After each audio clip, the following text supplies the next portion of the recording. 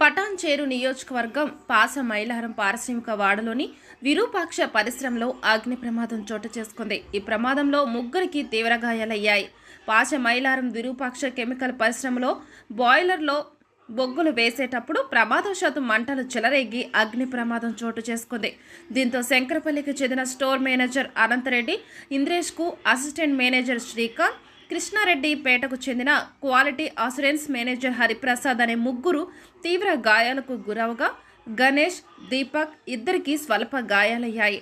గాయాలకు గురైన వారిని పటాన్చేరులోని ప్రైవేట్ ఆసుపత్రికి తరలించారు. ఈ ఘటనపై బీడీఎల్ పోలీసులు కేసు నమోదు చేసుకొని దర్యాప్తు చేపట్టారు.